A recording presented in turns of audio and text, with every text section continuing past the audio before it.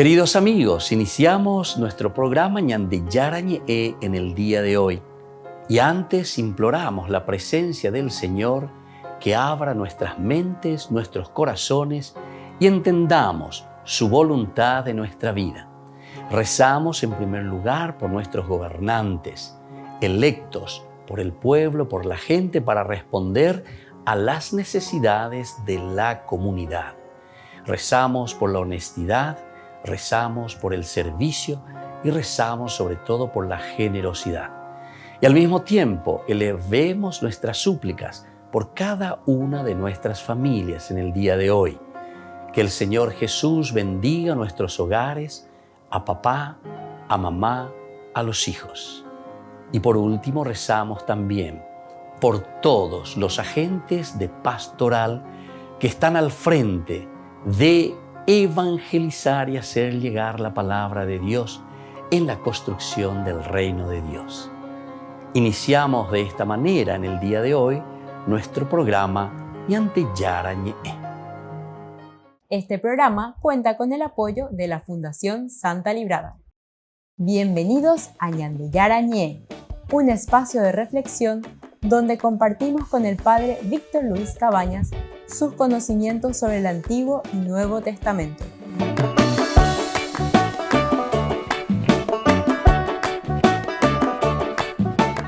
Comercial San Cayetano patrocina este espacio de evangelización.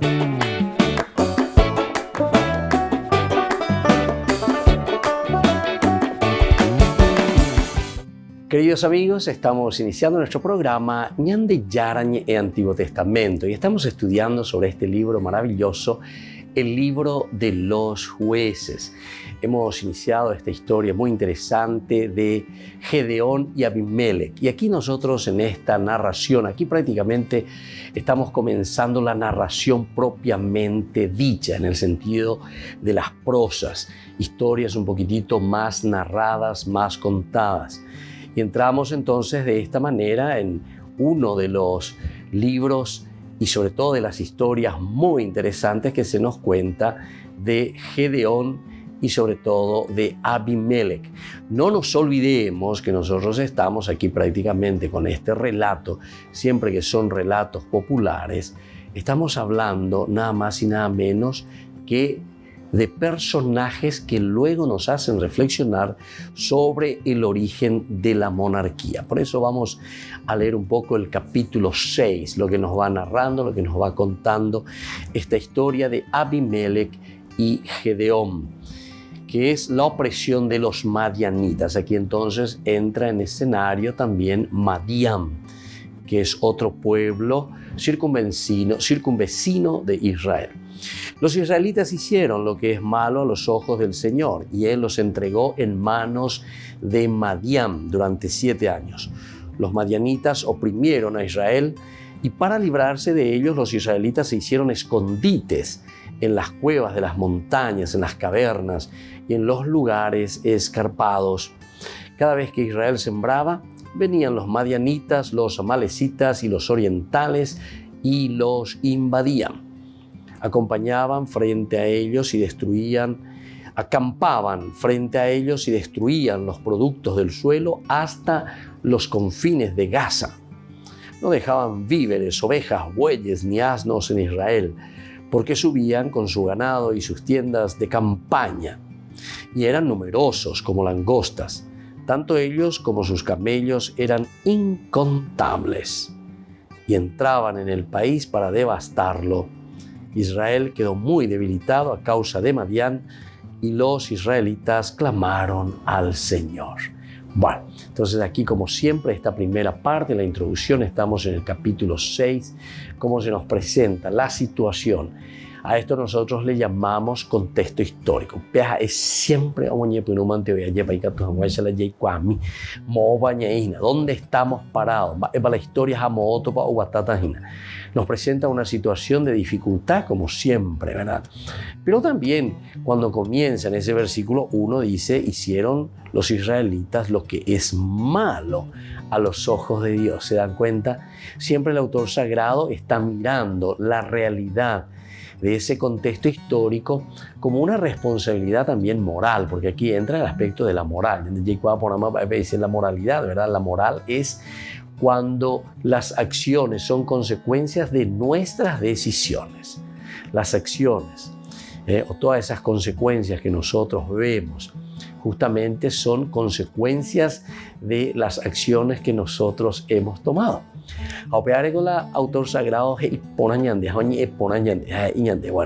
ñande yahuere conopea es por algo, ñande yahuere conopea es porque justamente aquí nos encontramos entonces con una decisión nuestra. La decisión en este caso es de quién, la decisión es del pueblo, la decisión es nuestra. Y por eso es entonces que aquí, en este caminar y en este pensar un poco de cómo tenemos que afrontar la situación, le está llamando a la responsabilidad en síntesis. Eso es lo que el autor sagrado está queriendo hacer al final de cuentas, porque que los israelitas hicieron lo que es malo a los ojos de Dios. Quiere decir que aquí ya hay un juzgar sobre esa acción que está siendo realizada por el pueblo. Y ya se está diciendo, esta acción no está bien. ¿Por qué? Y porque las consecuencias justamente son consecuencias desastrosas. No solamente para vos, sino que para todo el pueblo, para la gente. Y por eso dice, como consecuencia, el Señor los entrega en manos de Madián durante 7 años. Bueno, todos los números también son números bíblicos, muy interesantes. 7 años significa entonces durante un tiempo largo, un tiempo pleno, un tiempo en el cual uno, si es que no toma las riendas de su propia vida, ya lleva a la perdición, a la ruina. Entonces, quiere decir que las consecuencias que nosotros hoy estamos sufriendo son consecuencias de nuestras acciones, de nuestras malas decisiones en todo caso, ¿verdad? Y por lo tanto comienza a contarte qué es lo que sucedió. Enseguida ya poniendo situación ahí, lleva. Y dice, los madianitas oprimieron a Israel y para librarse ellos, los israelitas, tuvieron que hacerse escondites en las cuevas de las montañas.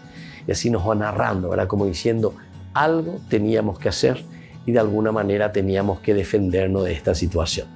Volvemos enseguida con más de Yarañe Antiguo Testamento.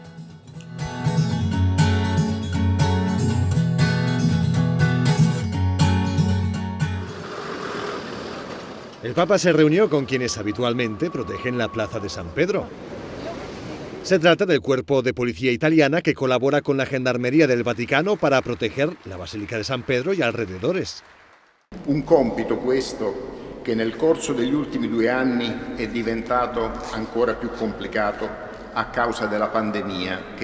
Francisco les dio las gracias por el trabajo que realizaron durante la crisis, velando por el orden público, pero de modo amable.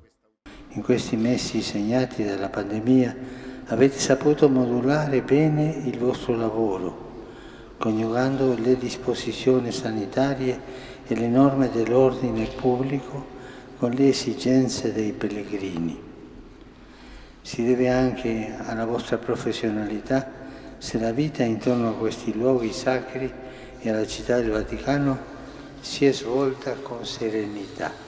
Este cuerpo de la policía también se encarga de garantizar la seguridad del Papa durante sus visitas pastorales en Italia o durante sus salidas personales, como cuando recientemente visitó a unos conocidos propietarios de una tienda de discos. Vorrei pure ricordare la vostra assidua collaborazione in occasione dei miei spostamenti a Roma o dalle mie visite pastorali in Italia. Vi sono grato anche per lo stile. La vostra è una presenza discreta e nello stesso tempo efficace. Francisco suele saludar uno a los presentes. Sin embargo, antes de hacerlo, les pidió disculpas de antemano por sus dolores de rodilla. Les dijo que a causa de las molestias era probable que se viera obligado a saludarles sentado. En septiembre de 2019, el doctor Ramón Tallaj explicó al Papa cómo es el trabajo que realiza la red de médicos de familia que ha formado en New York. Son médicos de la misma comunidad cultural de los pacientes y que los atienden en su mismo idioma. Los destinatarios de nuestros servicios son los inmigrantes, los más pobres y más vulnerables de Nueva York, proviniendo de los más diversos rincones del orbe. Esta solidaridad con los enfermos es un verdadero tesoro y es un signo distintivo del cuidado y la asistencia sanitaria auténtica que ponen en el centro de la persona y sus necesidades.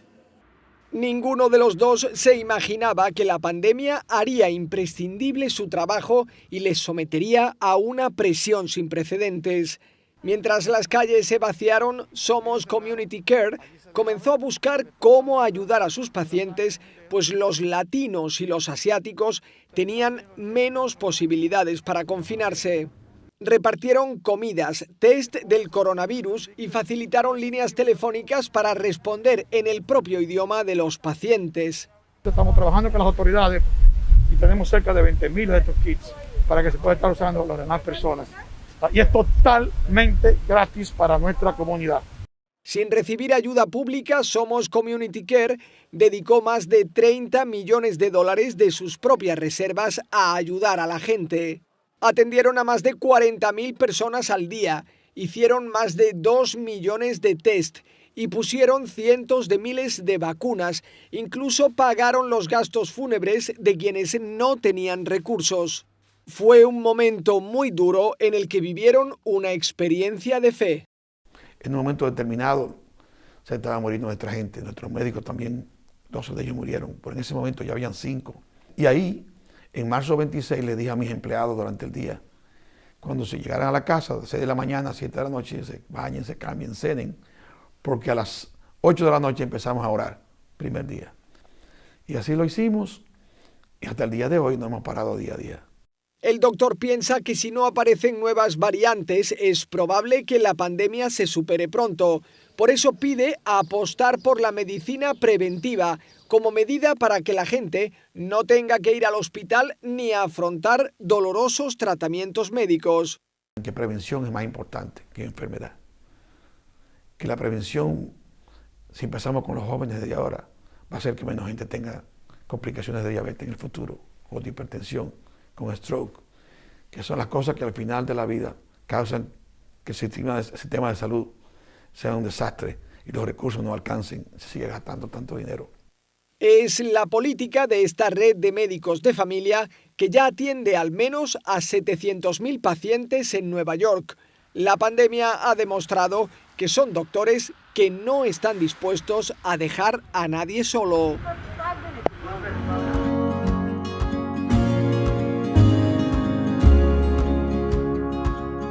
Niños, les invito a participar de nuestra catequesis de todos los días, Aprendiendo con Jesús. Desde las 18 horas nos encontramos por YouTube. No se olviden, queridos niños, que Jesús a través de su palabra nos enseña tantas cosas lindas. Y ustedes no se olviden de suscribirse y de activar la campanita.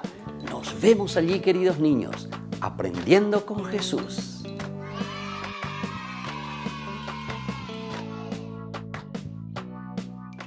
Queridos amigos, les invito a todos a participar de los cursos bíblicos Ñande Yarañe Antiguo Testamento. A través de YouTube, visite nuestra biblioteca virtual Ñande Yarañe Antiguo Testamento. Y les invito a todos a suscribirse y a activar la campanita. Nos vemos allí, Ñande Yarañe Antiguo Testamento.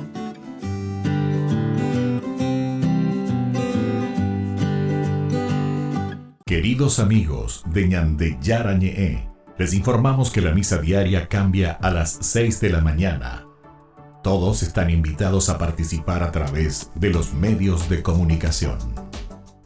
Les invito a participar de nuestro programa Jóvenes para los Jóvenes en Familia. Nos encontramos todos los domingos a las 15 horas por YouTube. Allí participamos y encontramos a jóvenes venidos de distintas latitudes de nuestro país con sus ideales, con sus proyectos, con sus actividades, con sus esperanzas y principalmente con sus testimonios de vida. Les invito a acompañarnos todos los domingos por YouTube, Jóvenes para los Jóvenes en Familia.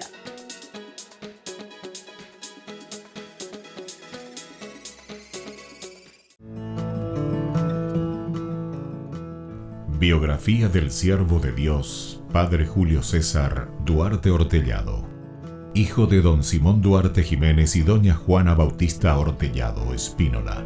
Nace en Caazapá el 12 de abril de 1906 a las 3 de la tarde, un jueves santo. Julio César fue bautizado por el presbítero Guillermo Díaz el 10 de agosto de 1906 en la parroquia Iglesia de San Pablo de Caazapá.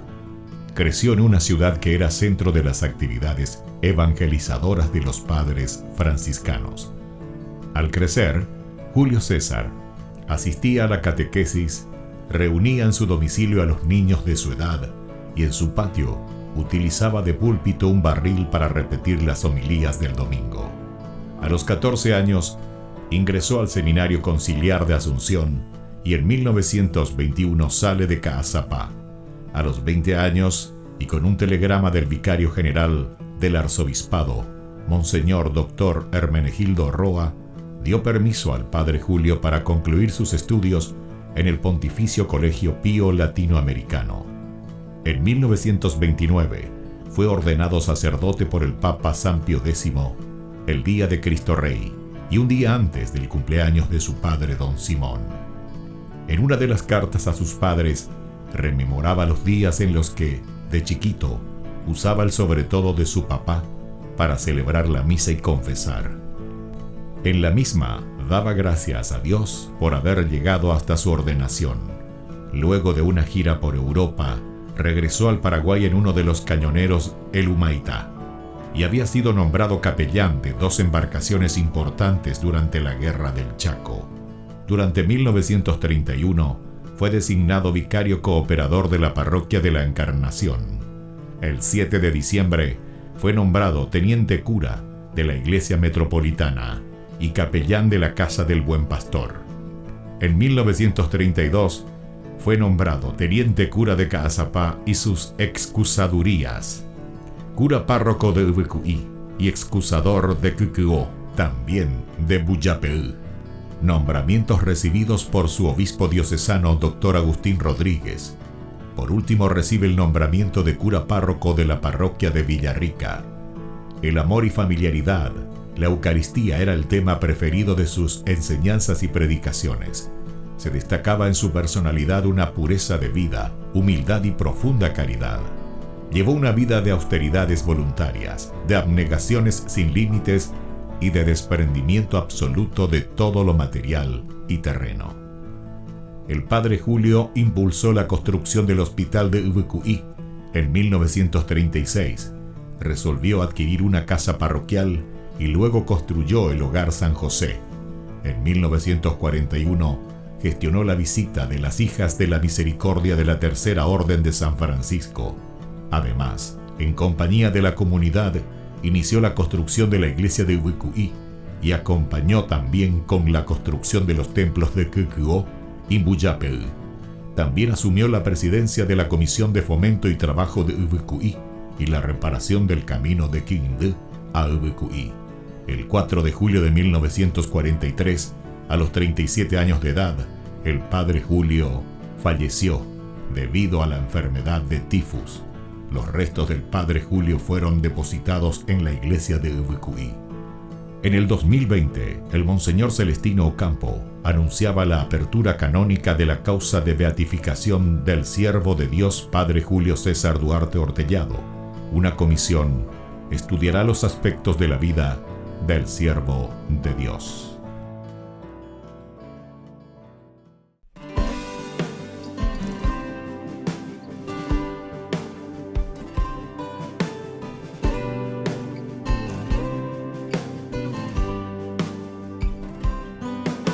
María, llena de gracia, Madre que consuela, borra mis penas. María, tú me iluminas tu ternura, con todo tu amor. Ven y cúbreme con tu manto. Quiero ser como tú, esclava de Dios.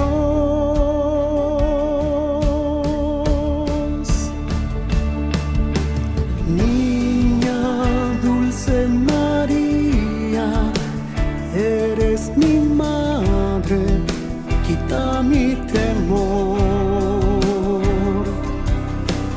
Niña dulce María, intercede por mí ante mi Señor.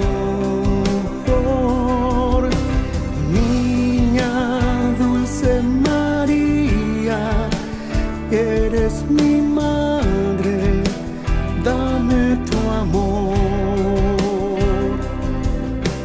Niña dulce María, llévame al Padre, llévame a Dios.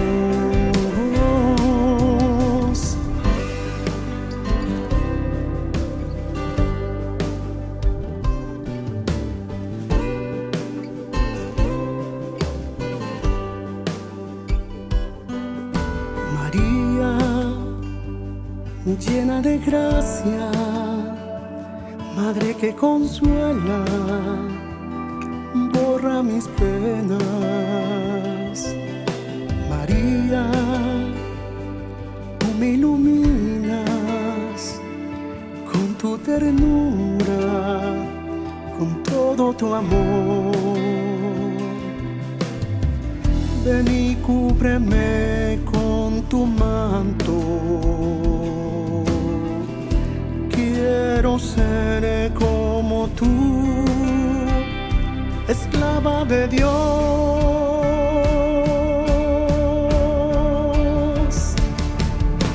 Niña dulce María, eres mi madre, quita mi temor.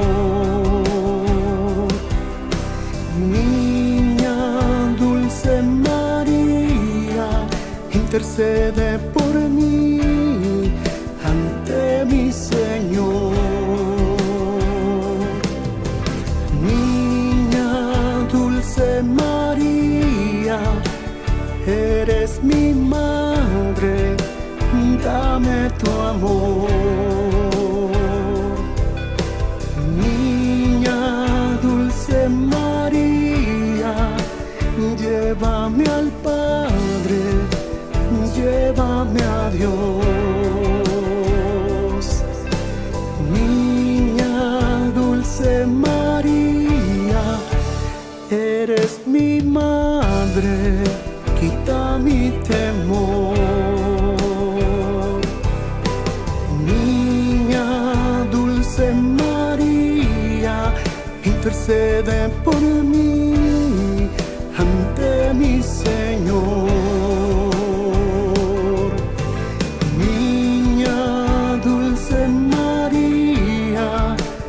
Eres mi madre, dame tu amor.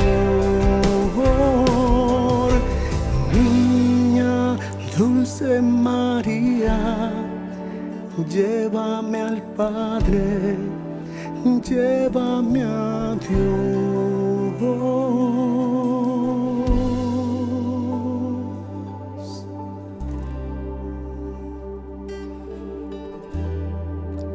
Llévame a Dios.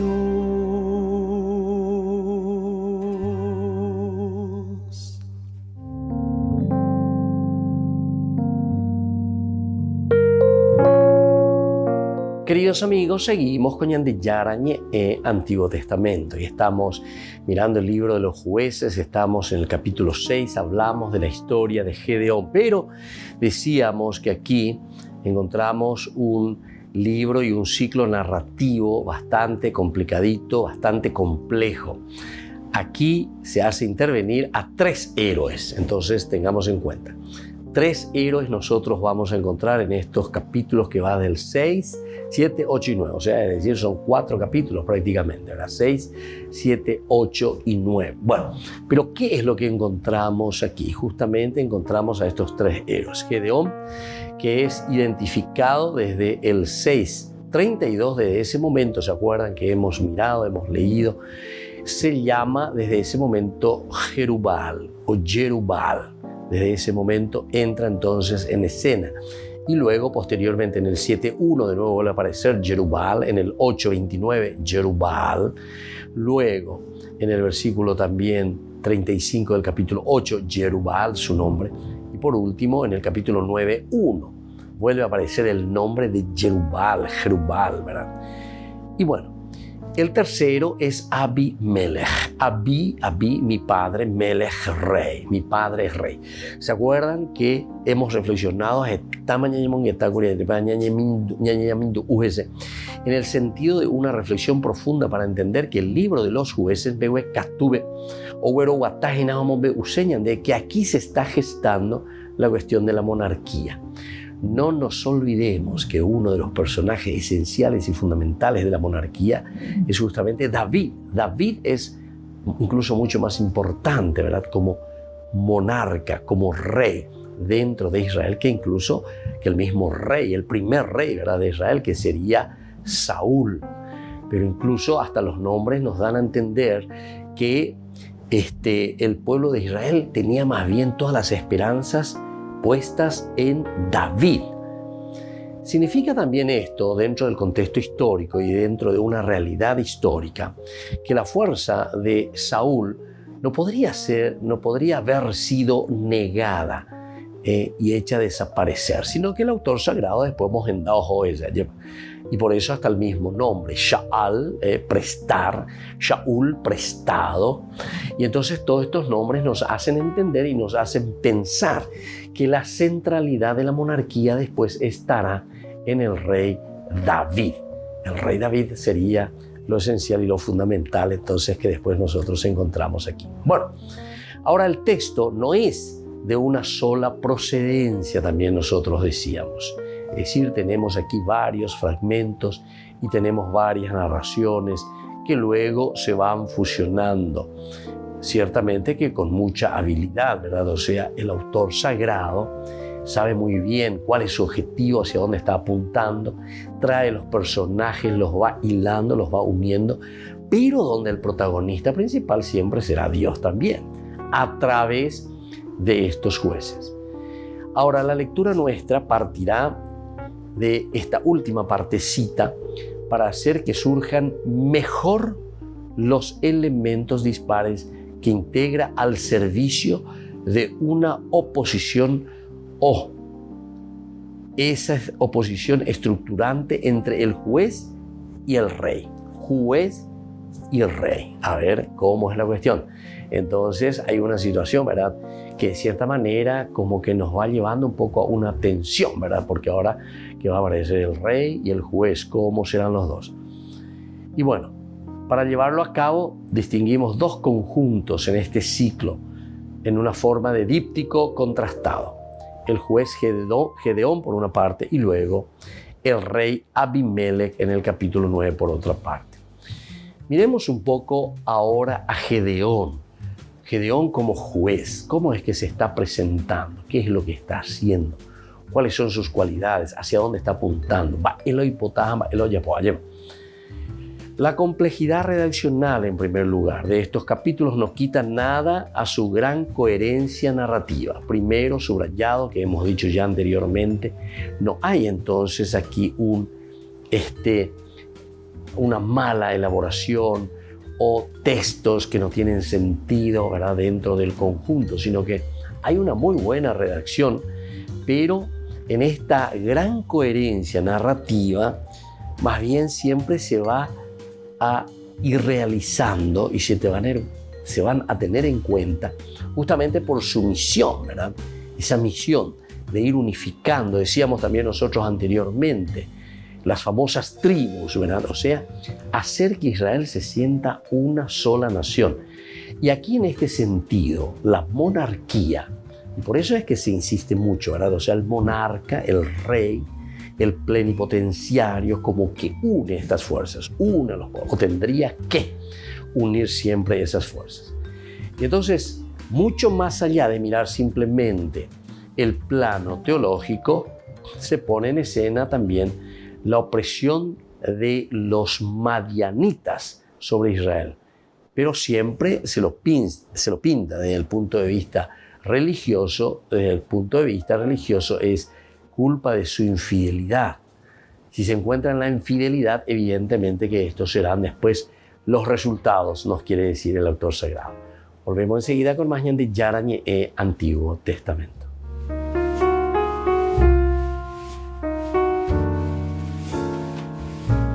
Amigos de Ñande Yarañe, les invito a participar todos los días de la Santa Eucaristía a las 6 de la mañana por nuestra plataforma YouTube, Ñande Yarañe.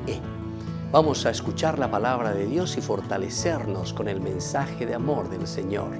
Vamos a renovar nuestra vida y sobre todo vamos a caminar con el cuerpo y la sangre de Jesús que nos alimenta. Les invito a suscribirse y a activar la campanita. Ñande Yarañe e YouTube.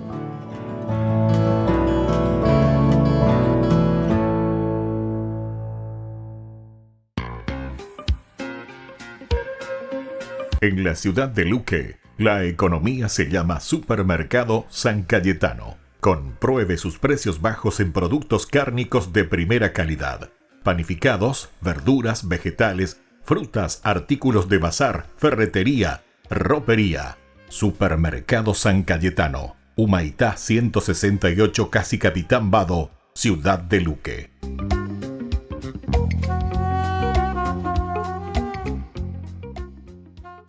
Queridos amigos, ¿quieren conocer los libros del Nuevo Testamento? Les invito a través de nuestra biblioteca digital por YouTube, Ñande Yarañe e Nuevo Testamento. Ya hemos desarrollado los libros de San Marcos, San Mateo y ahora estamos comenzando el libro de San Lucas. Les invito a suscribirse y a activar la campanita. Nos vemos allí.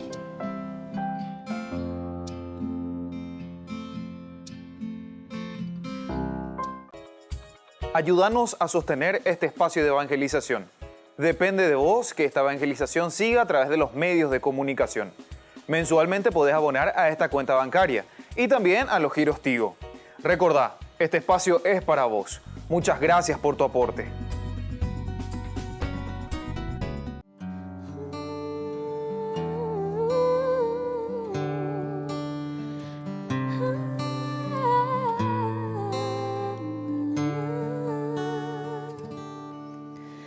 Jesús, aquí presente en forma real,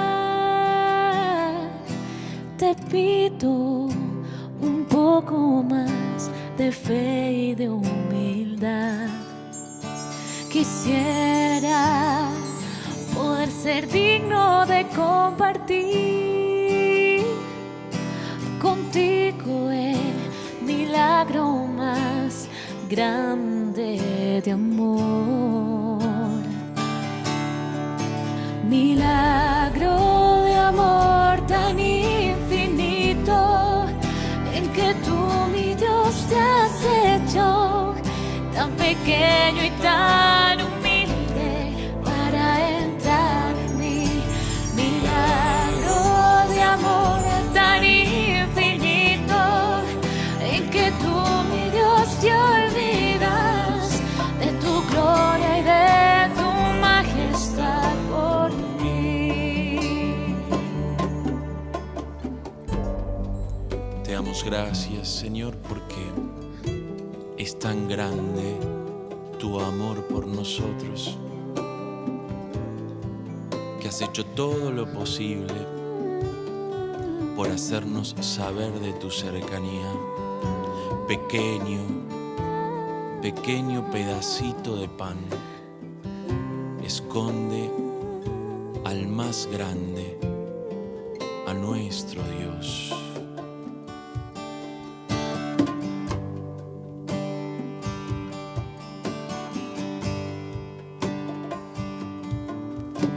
Hoy vengo lleno de alegría a recibirte en esta Eucaristía. Te doy gracias por llamarme a esta cena, porque aunque no soy digno, visitas tú mi alma.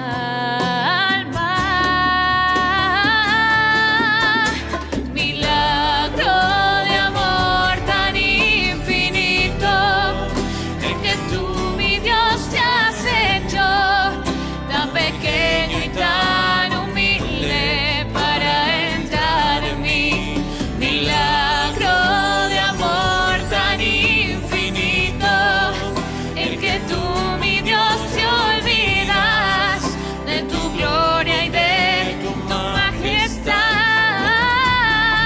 Milagro de amor tan infinito, en que tú, mi Dios, te has hecho tan pequeño y tan humilde para entrar en mí.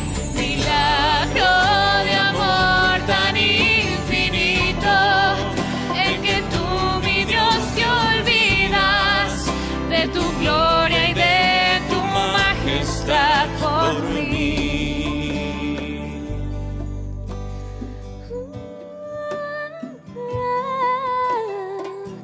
Milagro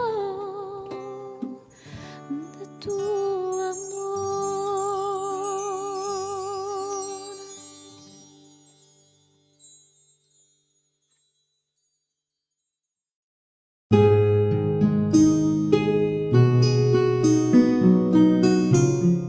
Dogmas sobre las últimas cosas. La muerte y su origen. La muerte en el actual orden de salvación es consecuencia primitiva del pecado. El cielo, el paraíso. Las almas de los justos que en el instante de su muerte se encuentran libres de toda culpa y pena de pecado, entran directamente en el cielo. El infierno. El infierno es una posibilidad gracias a nuestra libertad. Dios nos hizo libres para amarlo o también para rechazarlo. Ahora, si el cielo puede ser representado como un gran tamiz donde todos viven en plena comunión con Él, entre sí y con Dios, el infierno puede ser visto también como una soledad, una división, ausencia del amor, y esto genera y mantiene siempre esa vida de angustia, de infierno. Ahora, se debe pensar que la voluntad de Dios es la vida y no la muerte de quien realmente ama y busca a Dios. Jesús vino para salvar y no para condenar. En el límite, Dios no condena a nadie al infierno. Es nuestra opción fundamental que va a ser formada a lo largo de toda la vida por nuestros pensamientos, nuestros actos, nuestras omisiones. Y esto es lo que confirma o no el deseo de estar con Dios para siempre. De cualquier forma, no se puede usar el infierno para convencer a las personas a creer en Dios o a vivir la fe.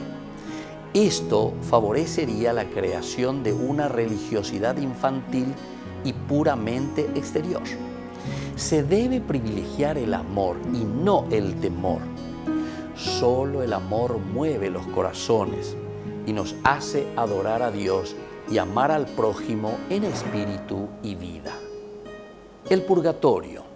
Las almas de los justos, que en el instante de la muerte están agravadas por pecados veniales o por penas temporales debidas al pecado, van al purgatorio. El purgatorio es estado de purgar, es decir, de purificación. El fin del mundo y la segunda venida de Cristo. En el fin del mundo, Cristo, rodeado de majestad, vendrá de nuevo para juzgar a todos los hombres.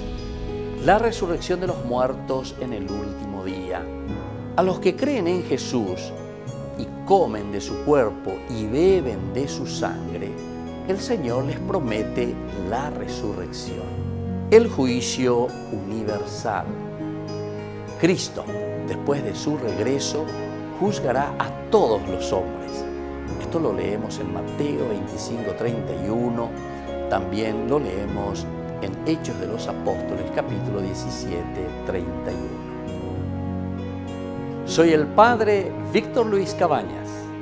Nos vemos a través de nuestras redes, Facebook, Instagram, YouTube. Y no se olviden de activar la campanita.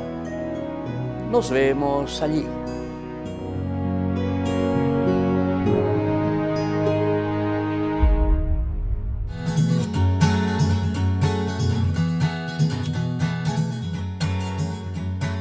Queridos amigos, seguimos con nuestra historia sobre el libro de los jueces, capítulo 6 al 9. Es la historia de Gedeón, el personaje, y luego también cambia el nombre, después se acuerdan, Jerubbaal, ¿verdad? Y sobre todo después el otro personaje, Abimelech. Estos son los tres nombres que tenemos. Acabamos de decir, bueno, ¿por qué estos tres nombres? ¿Cómo es? Y ya estuvimos mirando y diciendo que todos estos elementos parece que realmente son elementos que tenemos en una forma disgregada, independiente. Independiente, esa es la verdadera palabra técnica, ¿verdad?, que nosotros encontramos dentro de una estructura bíblica que luego se va organizando y se va escribiendo o se va ordenando este libro sagrado. Y por lo tanto, vamos a mirar la primera partecita. Encontramos la vocación y misión confiada a Gedeón. Entonces, esa misión confiada a Gedeón y su vocación. Es decir, a qué se está refiriendo directamente, qué es lo que el autor sagrado está queriéndonos indicar, qué es lo que el autor sagrado entonces quiere verdaderamente regalarnos con todos estos escritos, ¿verdad? Que nosotros de cierta manera lo miramos un poco en forma independiente, pero en realidad que no permanece en una forma totalmente independiente, porque después se los va uniendo. Y esta es la unión. ¿Quién lo va a hacer? Y justamente lo va a hacer el autor sagrado. Ahora nosotros queremos hablar, decíamos, sobre la vocación y sobre la misión de Gedeón. Y entramos así en el capítulo 6, de los versículos 11 al 40. Vamos a comenzar por aquí. Entonces, en la fuente de Jueces, capítulo 6, del 11 al 24, se pueden discernir dos relatos. Uno centrado en la llamada. Primero, entonces, nosotros habíamos visto que aquí hay una llamada que se le aparece, ¿verdad? Entonces, el ángel, toda esta es una llamada muy especial, va del capítulo 6, del 11 al 16. Y luego viene una segunda partecita que va a ser sobre la ofrenda, es decir, lo que se le va a ofrecer a este ángel que se le aparece a Gedeón, al servicio de una etiología. Nosotros sabemos que etiología quiere decir una causa, las causas. Es una forma de explicar ciertos elementos. Cuando nosotros no tenemos materiales así históricos, demostrables, entonces se comienza y se habla de una etiología. Se buscan las causas y se procura decir por qué, de dónde viene, pero hay que buscarlo, ¿verdad? Entonces dice, Gedeón levantó allí un lugar, en ese lugar un altar al Señor y lo llamó Señor de la Paz. Es decir, los israelitas o el pueblo veía que existía un altar. Ese altar, de cierta manera, era un poco o tenía situaciones un poco confusas en cuanto a su origen, etc. O muy difícil de explicarlos. Entonces algo se tenía que hacer o de alguna manera se tendría que decirlo, demostrarlo. Y bueno, así entonces hablamos de la etiología. Él lo llevó a la etiología. Y la etiología lo que está haciendo es comenzar a pensar, reflexionar, lleva entonces y comienza a decir, bueno, ¿cómo verdaderamente nosotros tenemos hoy este material o esta escena o esta situación? ¿Cómo se dieron las cosas? Y entonces para eso, algunas veces como no tenemos los datos bien presentados, entonces viene el aspecto de la etiología. La etiología procura verdaderamente entonces explicarnos y dar a entender, ¿verdad?, qué es lo que ha pasado y cómo nosotros llegamos a esta situación. ¿Por qué nosotros tenemos entonces este altar aquí? Y bueno, Gedeón justamente levantó, dice allí, un altar al Señor y lo llamó Señor de la Paz. Este altar está todavía hoy en Ofrá de Abiezer. El primer relato que nosotros encontramos aquí, ¿qué es lo que está haciendo? Adopta el esquema habitual de la vocación profética, la de Moisés y la de Jeremías. Es decir, la narración va copiando este estilo, va copiando entonces como ese llamado vocacional. Se está aplicando un esquema, tanto como encontramos en la vocación de Moisés o tanto como encontramos en la vocación de Jeremías, y luego se les va a aplicar aquí, en este caso a la historia de Gedeón. Por lo tanto, una narración semejante supone que se conoce la experiencia profética y proporciona a la figura de Gedeón un colorido tanto más singular, cuanto que ya lo hemos dicho en la introducción, ¿verdad? El verbo safat, que significa juzgar, ese verbo safat, juzgar, está ausente de todo este ciclo. Y sin embargo, estamos en el libro de los jueces, ¿verdad? Aquí tendría que juzgarse. Sin embargo, estamos hablando más bien primero de una vocación. Es tanto más notable que la redacción deuteronomista haya hecho preceder la llamada de Gedeón de la intervención de un profeta. La llamada, más que de la intervención directamente de un profeta. Y esto entonces es lo que está llamando un poco la atención. Y por eso también nosotros decíamos que estos relatos fueron relatos independientes, luego puestos así en conjunto, y la gente lleva a esta narración tan interesante que tenemos sobre la historia de Gedeón Abimelech. Volvemos enseguida con más Ñande Yarañe Antiguo Testamento.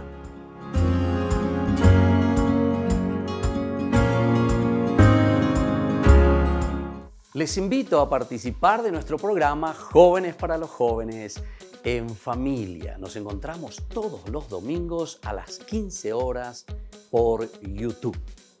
Allí participamos y encontramos a jóvenes venidos de distintas latitudes de nuestro país con sus ideales, con sus proyectos, con sus actividades, con sus esperanzas y principalmente con sus testimonios de vida. Les invito a acompañarnos todos los domingos por YouTube, Jóvenes para los Jóvenes en Familia.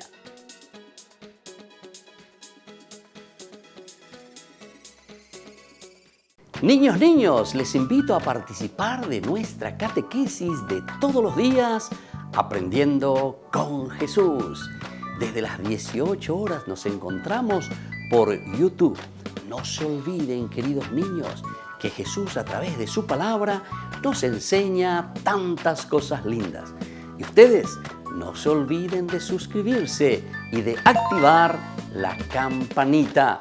Nos vemos allí, queridos niños, aprendiendo con Jesús.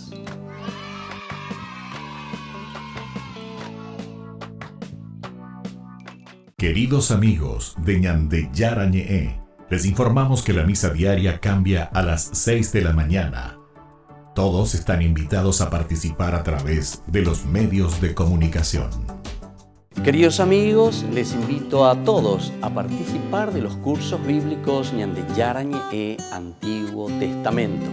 A través de YouTube, visite nuestra biblioteca virtual Ñande Yarañe Antiguo Testamento.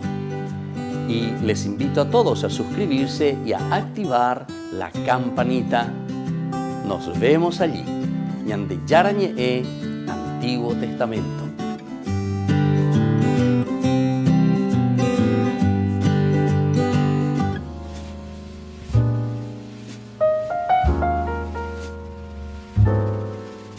Queridos amigos, estamos iniciando nuestra jornada con la palabra del Señor. y estamos en la quinta semana del tiempo ordinario. Y hoy viene a nuestro encuentro la palabra del Señor a través del primer libro de los Reyes, capítulo 8, 1, 7, luego los versículos 9 al 13. En aquellos días, Salomón convocó a palacio en Jerusalén a los ancianos de Israel, a los jefes de tribu y a los cabezas de familia de los israelitas, para trasladar el arca de la alianza del Señor desde la ciudad de David. Todos los israelitas se congregaron en torno al rey Salomón en el mes de Etanim, en la fiesta de los tabernáculos. Cuando llegaron los ancianos de Israel, los sacerdotes cargaron con el arca del Señor. Los sacerdotes levitas llevaron la tienda del encuentro, más los utensilios de culto que había en la tienda. El rey Salomón, acompañado de toda la asamblea de Israel reunida con él ante el arca, sacrificaba una cantidad incalculable de ovejas y bueyes. Los sacerdotes llevaron el arca de la alianza del Señor a su sitio, el camarín del templo, al Santísimo, bajo las alas de los querubines, pues los querubines extendían las alas sobre el sitio del arca y cubrían el arca y los varales por encima. Y luego toda esa nube, que significa la presencia de Dios que llena el templo. Queridos amigos, hoy el Señor también nos invita, en primer lugar, a hacer un poco ese traslado de la presencia de Dios a nuestro verdadero templo, es decir, a nuestra vida. Así como estaba el arca de la alianza bajo la tienda, y ahora que el templo ya está construido y tiene que ser llevado dentro, así también el Señor hoy nos invita a cada uno de nosotros. Yahweh Hamí Peñan de Yara al verdadero templo. Hamoya Yuhuta Upea, Upeañan de Yaipuapona, Upeañan de Recobe, Upeañan de Ñea Ayeva. Entonces así nosotros podemos entender que la gracia y la fuerza de Dios no solamente permanece afuera, como que tenemos que contemplarlo desde lejos, sino que la fuerza y la gracia de Dios tiene que habitar en nosotros. Y como diría San Pablo, nosotros somos templo del Espíritu Santo. Este día, traer el arca de la alianza, es decir, la presencia de Dios al verdadero templo que somos cada uno de nosotros. Y que la bendición del Señor descienda sobre todos ustedes, el Padre y el Hijo y el Espíritu Santo. Amén.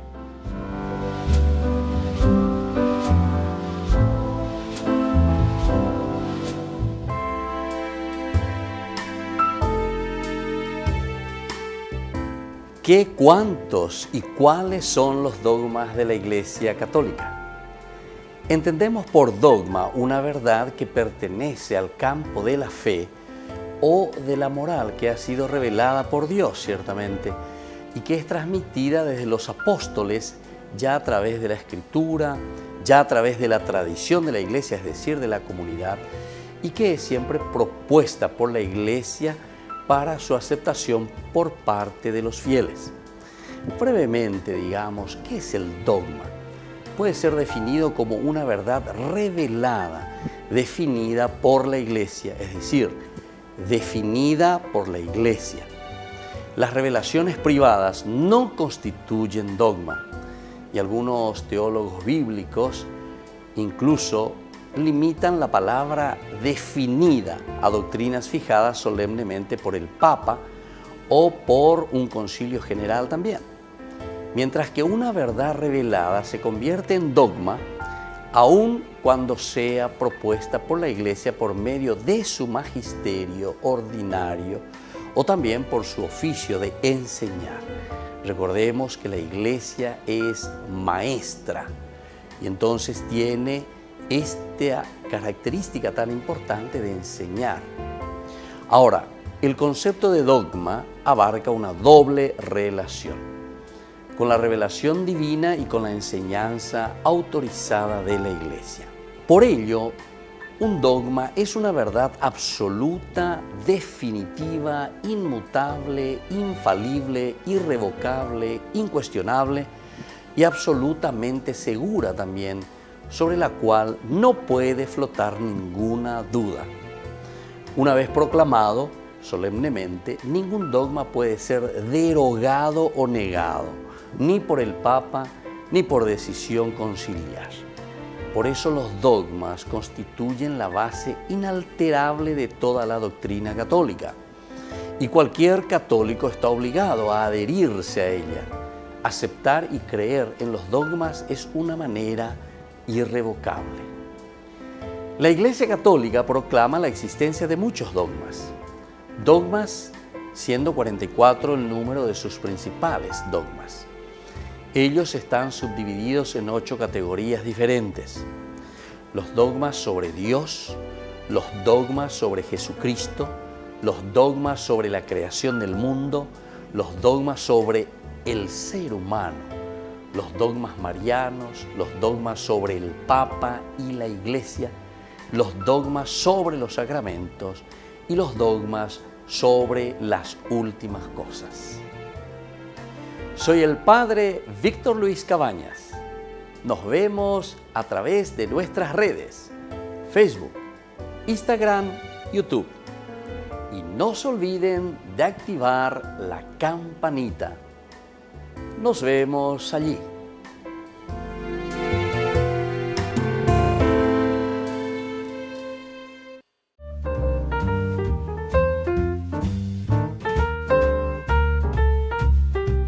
Queridos amigos, seguimos con Ñande Yarañe e Antiguo Testamento y estamos reflexionando sobre la historia de Gedeón y también esta historia que podemos llamar así de Abimelech. Hay una doble luz y vamos a mirar un poco cuál es esta la que estamos diciendo. Gedeón es una figura verdaderamente carismática. Por una parte entonces, carismático, es decir, que llama, que entusiasma. Eso es lo que se está presentando aquí, por lo menos en la historia de Gedeón. Desde otro punto de vista, es decir, ya que estamos diciendo que son como dos visiones, confirma la independencia de esta historia con relación a la lista de los jueces. Entonces, esto ya nos hace pensar, ¿verdad? Enseguida. Es un personaje, ¿verdad? Muy interesante, luces propias. Y entonces eso nos hace pensar, bueno, pero esta narración quiere decir que es una narración como texto independiente, quiere decir que se fue desarrollando ante situaciones concretas de un pueblo, o sea, de una nación o de un grupo humano que tiene a Gedeón en todo caso como un líder, ¿verdad? Y luego ahora se está uniendo también a la historia sagrada. Y entonces en la segunda parte, del otro punto de vista, esto confirma la independencia de esta historia con relatos que se agregan a la lista de los jueces. La vinculación aquí que encontramos entonces nosotros de Gedeón a este libro de salvadores. Recordamos que aquí encontrábamos, ¿verdad?, a 12 jueces, 6 menores y 6 mayores. Y aquí entonces, a ver, ¿cuál es esta vinculación a este libro, ¿verdad?, de los jueces, libro de salvadores? Tiene muy en cuenta la figura profética de Débora y también, por ejemplo, la de Barak. Estas son figuras interesantes, ¿verdad?, que vuelven a influenciar y que nosotros encontramos aquí en esta narración. Veamos entonces, en todo caso, el vínculo, ¿verdad?, que existe entre este primer relato, llamada, la llamada, esa partecita que decíamos de lo que presenta este libro como la llamada de Gedeón, y la segunda partecita que es la erección de un altar, es decir, levantar un altar después de haber entonces recibido esa llamada de parte de Dios. Esto permite evocar a otras tantas figuras subyacentes al primero. Por ejemplo, encontramos la famosa historia de Jacob. También Jacob, después de toda una lucha, etcétera, erige un altar allí donde Dios se le apareció. Entonces se dan cuenta que siempre está en relación a alguien del Antiguo Testamento. No es que nosotros estamos inventando, está diciendo, y más aún si es la historia sobre todo del deuteronomista. Luego también tenemos, además de Jacob, tenemos a Elías, el fuego que consume el sacrificio. Esto nos hace recordar muy bien cómo Elías actúa, cómo entonces aquí nosotros encontramos la cuestión del altar, ¿verdad?, como una segunda partecita. Luego podemos relacionar igualmente la formulación etiológica en los versículos 24 con Génesis 33:20. Jacob erigió allí en Siquén un altar que dedicó al Dios de Israel. Dedicó al Dios de Israel.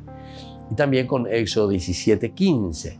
Moisés, dice, levantó un altar y le dio el nombre de El Señor es mi bandera. Entonces, queridos amigos, esto es bastante interesante, ¿verdad? Así como nosotros vamos encontrando, sobre todo porque decimos también otra frase muy interesante, la Biblia que se lee dentro de la Biblia. Es decir, si yo estoy aplicando ciertas acciones, ciertos movimientos dentro, en este caso, ¿verdad?, dentro de los libros bíblicos, lo que va sucediendo y como repeticiones, leitmotiv, etcétera, etcétera, entonces me está indicando que aquí es muy importante una de estas vetas que se va desarrollando, que es justamente la erección de un altar. Y esto tendrá todo un significado, ¿verdad? Porque esta es una simbología simplemente. Ahora, Moisés levantó un altar y le dio el nombre de El Señor es mi bandera. Estos ecos traicionan una redacción bastante tardía. Es una redacción bastante tardía. Traicionan. Entonces, una redacción bastante tardía. Incluso para las tradiciones subyacentes que encontramos aquí, ya que Gedeón lleva a cabo la síntesis entre lleva a cabo la síntesis entre diferentes figuras bíblicas. Y esta será una, ¿verdad?, de las características de Gedeón, justamente. Entonces, mirando, entendiendo, haciendo como una síntesis y luego que nos encaminará para decirnos hacia dónde está apuntando, ¿verdad?, toda esta teología del libro de los jueces. Y nos despedimos por el día de hoy, queridos amigos. Sigan leyendo, vamos a seguir profundizando este libro tan interesante del libro de los jueces. El Padre y el Hijo y el Espíritu Santo. Amén. Y hasta la próxima con más Ñande Yarañe Antiguo Testamento.